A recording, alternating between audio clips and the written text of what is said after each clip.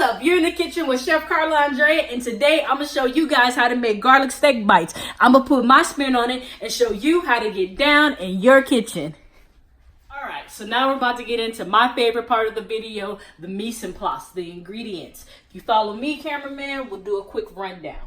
I wanted to keep this recipe very simple, very fast, because I know we get busy, but we still want to eat at home and live a healthy lifestyle. So our ingredients are as follows. We have Worcestershire sauce, we have hot sauce, we have spicy salt. If you don't have spicy salt, you can use regular kosher salt, sea salt. We have some avocado oil, I have garlic, I have a stick of butter, but we're only going to use half. And I have two bowls. Let me explain the bowls. One for when I finish cutting the meat. The other bowl is for the meat that is finished cooking, because we're going to cook our steak bites in batches so we get a nice sear on them. Then in here I have 1 teaspoon of chives, oregano, garlic, onion powder. All right, so we're gonna get into the recipe. The first thing that I did is I made sure that I have a nice hot pan. I put it at medium. I'm gonna turn it up just a little bit to about medium high, because you want your meat to get a nice caramelization and brownness on it. So that's gonna warm up while we're cutting our meat.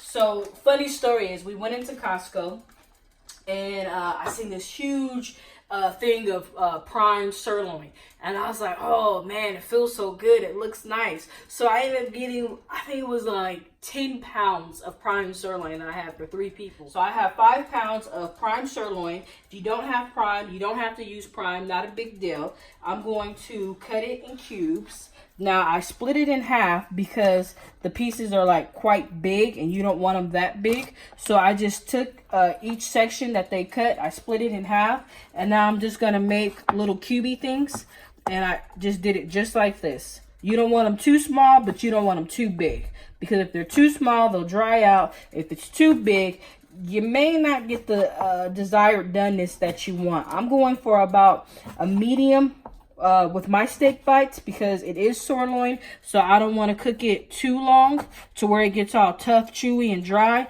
But it is prime meat, so it is good quality, so I don't have to worry about that. So I'm going to finish cutting these up, and then we'll come back when we throw the marinade on and the hot sauce and the Worcestershire sauce. See you guys back in a few.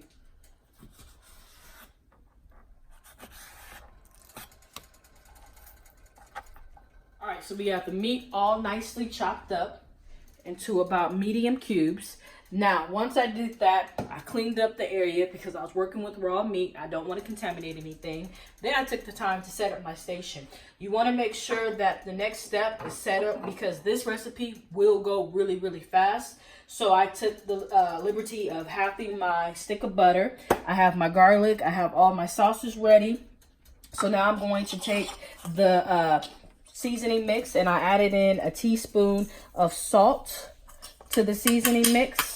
I'm going to get my tongs and mix that all up together right quick. All right, that's nicely mixed in. So now I'm going to take my seasoned beef cubes over to this side, and I'm going to put just a little bit of oil in the pan. And remember, I said we're going to work in batches. So I'm going to add just a little bit, about half of the meat at a time. Make sure that everything has its own space in the pan, that nothing's touching, nothing's crowding, so that way we can get a nice good sear on the meat. Alright, so that's enough for this one. I'm going to put it back over here, get it out the way. It looks like a little bit, but it's really not, because you don't want steam to create in your pan to where your meat starts to steam instead of getting a nice crust and sear on it. And that's the beauty in steak bites. And you also want to work with the amount of food that you can handle at once. So this is about a good amount that I can handle, and I can make sure that I can turn each piece. So I'm going to stand right here, and I'm going to look at my beef. It's not ready, so in about 3 to 5 minutes, each side will be ready to be flipped over. So I'm going to watch this cook, and we're going to come back when it's time to flip the beef. All right, we're back. The meat has started to brown. We're getting a nice sear on it. Cameraman, let's pull in tight. You see this nice caramelization and browning. I'm starting to smell the spices. Everything is smelling good. It's looking right. I'm going to continue to flip my beef strategically to make sure that each piece is evenly browned. And then once that's done, then I'm going to take it out, put a little more oil into the pan, and get started on batch number 2. So we'll be back so you guys can see that too. Alright, so batch number 1 is finished. The meat is still juicy. It has nice caramelization, nice browning. I'm going to add some more oil into the pan. I cleaned out the pan with just a wet paper towel because we did use non-stick. So that was easy peasy. Now I'm going to throw in the next bit. My pan is still hot because I didn't submerge it in water. Looks like we may have 3 batches, people, because I do not want to overcrowd the pan whatsoever. So I'm going to move this out the way, get all this broken down. There we go. Everything has nice room to brown. Remember, 3 to 5 minutes, right? Just until you start seeing a brown crust. And see, I like this recipe because it's very simple. You can always pair this with your favorite vegetables. You can make it for breakfast with some cheese eggs. You can make it for brunch. Hell, even if you're not keto, you can pair it with a baked potato. You can stuff it in there. You can make some toast. I mean, you can do anything. The imagination is endless with these wonderful garlic steak bites. So I'm going to let this sear up. Then we'll be back when it's time to make the sauce. I'll see you guys in a few seconds.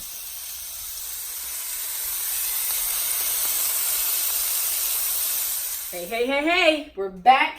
It's time to make the sauce. I'm throwing in the half a stick of butter into the pan. I'm going to let that melt a little bit before I add in the hot sauce or the Worcestershire sauce because I don't want it to evaporate. And then I'm going to wait a second too because I do not want my garlic to burn. So we're going to let that chill out, do its thing for a minute or so until it catches up. And move it around a little bit. Now this one right here, we're going to turn down the flame to low, or your oil to low, just as soon as you start seeing the butter melt. Because like I said, we do not want to evaporate too much of the butter.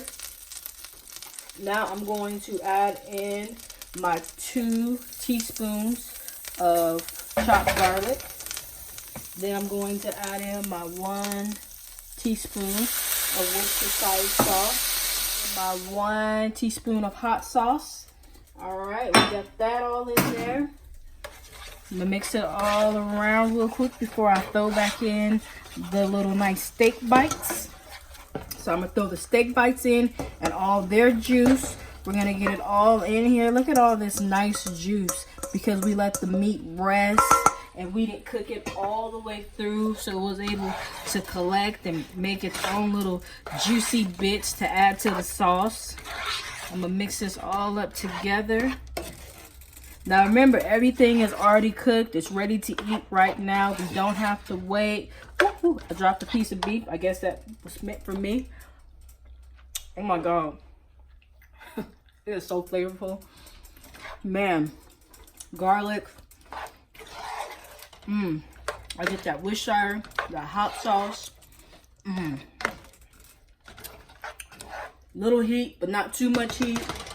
Enough heat. Cut the flame off. I'm gonna get my fork and dig in because, like I said, this recipe is an accompaniment of something else. You can do a steak salad.